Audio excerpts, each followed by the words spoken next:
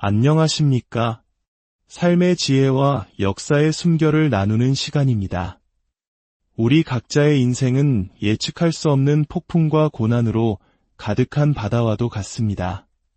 때로는 모든 것이 무너져 내리는 듯한 절망의 순간에 서기도 하죠. 오늘 우리는 바로 그 절망의 한가운데서 피어나는 믿음의 기적, 그리고 흔들리는 세상 속에서 우리를 굳건히 붙드시는 영원한 약속에 대한 이야기를 나누고자 합니다. 본격적인 이야기에 앞서 잠시 여러분의 마음을 구합니다. 만약 오늘 이 이야기가 당신의 마음에 작은 울림을 준다면 좋아요를 통해 저희에게 응원을 보내주시고 이 메시지를 공유하여 어둠 속에 있는 다른 이들에게 희망의 등불을 전해주십시오. 구독은 저희가 이처럼 귀한 이야기를 계속해서 나눌 수 있는 가장 큰 힘이 됩니다. 여러분의 작은 손길 하나하나가 하나님의 은혜를 전하는 통로가 되리라 믿습니다. 들으시는 모든 분들 위해 주님의 평강이 함께하기를 기도합니다. 하나님께서 당신의 자녀가 불가능한 상황 속에서도 찬양을 드리는 모습을 보실 때 세상은 흔들리기 시작합니다. 사도행전에 기록된 바울과 실라의 이야기를 기억하십니까? 그들은 복음을 전했다는 이유로 빌립보의 감옥, 그것도 쥐들이 기어다니는 가장 깊은 지하 감옥에 갇혔습니다.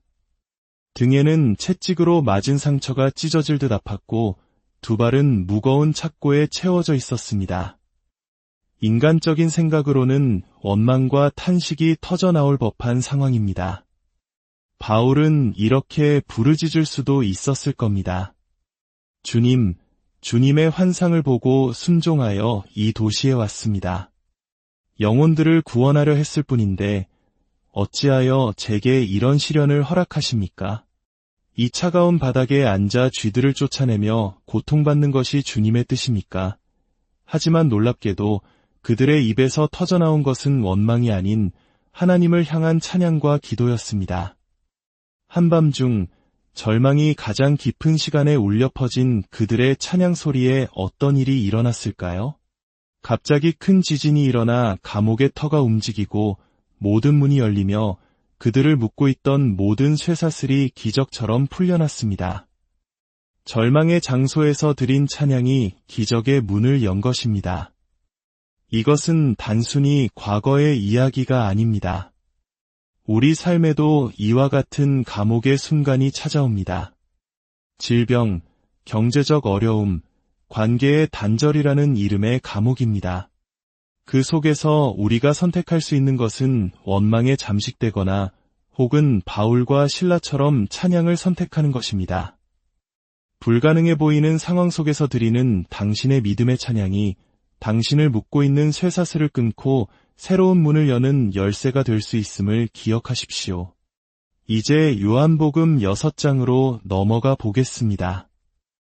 예수님께서 떡 5개와 물고기 2마리로 5,000명을 먹이시는 놀라운 기적을 행하신 직후입니다. 사람들은 그 표적을 보고 흥분하여 말합니다. 이는 참으로 세상에 오실 그 선지자라. 그들은 예수님을 억지로 붙들어 자신들의 왕으로 삼으려 했습니다. 하지만 그들의 동기는 순수하지 않았습니다. 그들은 예수님 안에서 영적인 구원자를 본 것이 아니라 자신들의 배고픔을 해결해줄 정치적, 물질적 해결사를 보았던 것입니다. 마치 우리 사회가 어려웠던 시절 당장에 먹고 사는 문제 해결에 모든 관심이 쏠렸던 것처럼 말입니다.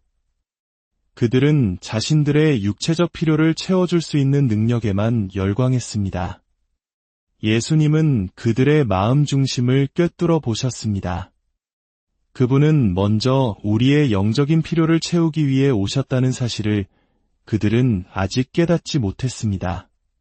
그래서 예수님은 진정으로 영적인 것을 찾는 이들과 단지 세상적인 이익을 좇는 이들을 구분하기 시작하십니다. 무리를 떠나 홀로 기도하시기 위해 산으로 올라가십니다. 그날 저녁 제자들은 예수님 없이 배를 타고 갈릴리 바다 건너편 가버나움으로 향합니다. 이미 날은 어두워졌고 거센 바람이 불어와 바다는 점점 거칠어지기 시작했습니다. 갈릴리 바다는 해수면보다 약 200m나 낮은 지형적 특성상 주변 산골짜기에서 불어오는 바람이 모여 갑작스러운 돌풍이 몰아치는 것으로 유명합니다. 평생을 바다에서 살아온 노련한 어부였던 제자들조차 속수무책인 상황이었습니다. 여기서 우리는 중요한 질문을 던져야 합니다. 예수님은 어디에 계셨을까요? 그분은 산 위에서 기도하고 계셨습니다. 제자들이 폭풍을 만날 것을 모르셨을까요? 아닙니다. 모든 것을 아시는 그분은 폭풍이 올 것을 분명히 알고 계셨습니다. 그렇다면 왜 제자들을 그 거친 바다로 보내셨을까요? 이것은 제자들을 위한 두 번째 시험이었습니다. 예수님은 그저 산에서 쉬고 계셨던 것이 아닙니다. 거친 파도와 사투를 벌이는 제자들을 위해 간절히 기도하고 계셨습니다. 그들이 바로 직전에 오병이어의 기적을 통해 보여주신 하나님의 능력을 기억하고 이 새로운 불가능한 상황 속에서도 자신을 신뢰하기를 바라셨던 것입니다. 주님께서 우리를 사용하시길 원할 때 그분은 때로 우리를 인생의 폭풍 한가운데로 보내십니다. 그곳에서 우리의 믿음이 단련되고 성장하기 때문입니다. 몇 시간을 필사적으로 노를 저었지만 배는 겨우 10여리밖에 나아가지 못했습니다. 칠흑 같은 어둠 속에서 거대한 파도가 배를 집어삼킬 듯 덮쳐올 때 제자들은 물 위를 걸어 배로 가까이 오시는 예수님을 보게 됩니다. 그들은 유령이라 생각하고 극심한 두려움에 사로잡혀 소리 지릅니다. 그때 폭풍을 뚫고 그들의 심장을 파고드는 음성이 들려옵니다. 내니 두려워하지 말라. 제자들이 기쁨으로 예수님을 배에 맞아들이는 순간 놀라운 일이 벌어집니다. 그토록 그들을 괴롭히던 폭풍이 잠잠해지고 배는 순식간에 그들이 가려던 목적지에 도착해 있었습니다. 마태복음은 이때의 상황을 좀 더 자세히 기록합니다. 베드로는 물 위를 걸어오시는 주님을 보고 외칩니다. 주님, 만일 주님이시거든 저를 명하여 물 위로 오라 하소서. 예수님께서 오라 하시니 베드로는 배에서 내려 물 위를 걸어 예수님께로 향합니다. 놀라운 믿음의 순간입니다. 하지만 거센 바람이 불어와 파도가 얼굴을 덮치자 그는 두려움에 휩싸입니다. 그의 시선이 문제 해결자이신 예수님에게서 문제 그 자체인 거친 파도로 옮겨가는 순간 그는 물에 빠져들기 시작했습니다. 그는 외칩니다. 주님, 저를 구원하소서. 이것이 바로 우리 인생의 폭풍 속에서 우리가 배워야 할 가장 중요한 교훈입니다. 우리의 시선이 어디를 향하고 있는가? 문제를 바라보면 우리는 문제의 깊이 속으로 빠져들지만 문제보다 크신 주님을 바라볼 때 우리는 문제 위를 걸을 수 있습니다. 하나님께서는 우리가 100m 단거리 선수처럼 잠시 반짝하는 믿음을 갖기보다 묵묵히 긴 길을 걸어가는 마라토너와 같은 믿음의 사람이 되길 원하십니다. 그래서 때로는 우리의 기도에 즉각 응답하지 않으시고 믿음으로 기다리게 하십니다. 포기하지 마십시오. 계속해서 주님을 신뢰하십시오. 그분은 결코 당신을 버리거나 떠나지 않으십니다. 다음 날 무리는 예수님께서 건너편에 계신 것을 발견하고는 놀라서 묻습니다. 랍비여, 언제 여기에 오셨나이까? 그들은 기적적인 일이 일어났음을 직감했습니다. 하지만 예수님은 어떻게 바다를 건넜는지에 대한 호기심을 채워주지 않으십니다. 대신 그들의 근본적인 동기를 꿰뚫는 말씀을 하십니다. 내가 진실로 진실로 너희에게 이르노니 너희가 나를 찾는 것은 표적을 보았기 때문이 아니라 빵을 먹고 배불렀기 때문이다. 썩어 없어질 양식을 위하여 일하지 말고 영생하도록 있는 양식을 위하여 하라. 이 양식은 인자가 너희에게 주리니 인자는 아버지 하나님께서 인치신 자니라. 그제야 사람들은 묻습니다. 우리가 어떻게 하여야 하나님의 일을 하오리이까? 이것은 인류의 가장 중요한 질문 중 하나입니다. 어떻게 해야 하나님께 인정받을 수 있는가? 예수님의 대답은 그들의 예상을 완전히 뒤엎습니다. 하나님께서 보내신 이를 믿는 것이 하나님의 일이니라. 하나님의 일은 우리의 어떤 행위나 노력이 아닙니다. 그것은 믿음입니다. 구원은 우리의 공로로 얻는 것이 아니라 오직 믿음으로 받는 선물이라는 것입니다. 하지만 사람들은 여전히 표적을 구합니다. 우리가 보고 당신을 믿게 행하시는 표적이 무엇이니까? 우리 조상들은 광야에서 만나를 먹었나이다. 그들은 모세가 하늘에서 내려온 빵을 준 것처럼 예수님께도 그런 기적을 요구합니다. 예수님은 그들의 생각을 바로잡아 주십니다.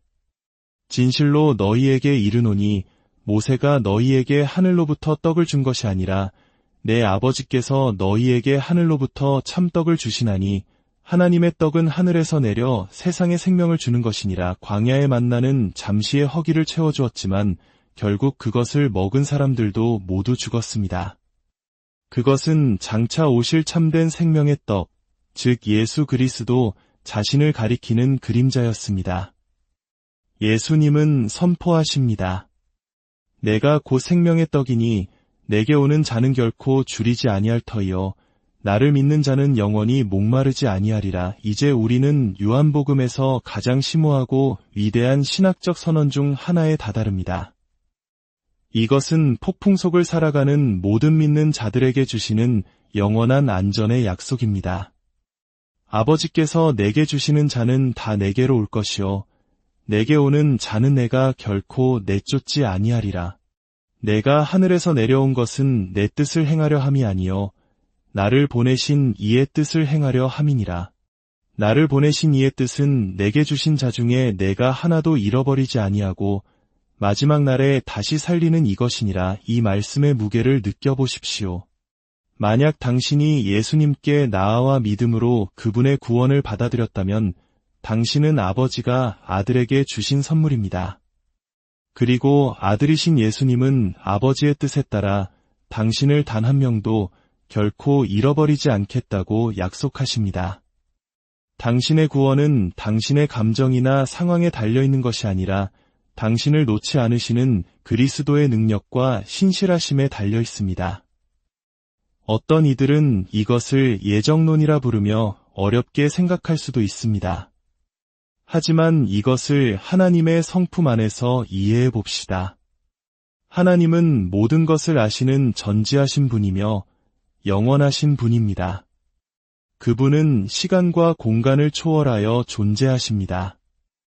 따라서 하나님께서 당신이 언젠가 믿게 될 것을 모르셨던 때는 단 한순간도 없었습니다. 창세전에 하나님은 당신이 자유의지로 당신의 아들을 믿고 받아들일 것을 아셨고 그 암 속에서 당신을 선택하여 아들에게 주셨습니다. 그리고 아들에게 명하셨습니다. 내가 이들을 위해 죽을 것이다. 이들 중 단 한 명도 잃어버리지 말고 마지막 날에 모두 부활시켜라. 이것이 바로 당신의 구원이 얼마나 안전하고 확실한지를 보여주는 가장 강력한 말씀입니다. 사랑하는 여러분, 당신은 하나님의 손안에 영원히 안전합니다. 당신은 그분의 가족입니다. 예수님은 결코 당신을 잃어버리지 않으실 것이며 마지막 날에 당신을 영원한 부활의 몸으로 일으켜 세우실 것입니다. 이 놀라운 진리를 아는 것, 이 약속을 굳게 붙드는 것이야말로 우리 인생의 그 어떤 폭풍우도 견뎌내고 이겨낼 수 있는 힘의 원천이 됩니다. 오늘 우리가 함께 나눈 이 이야기가 당신의 삶에 찾아온 폭풍 속에서 작은 등불이 되기를 소망합니다. 물 위를 걸어 우리에게 다가오시는 주님의 평강이 이 시간 당신의 마음과 가정 위에 충만히 임하시기를 간절히 기도합니다. 다음 시간에 더 깊은 은혜의 이야기로 다시 찾아뵙겠습니다.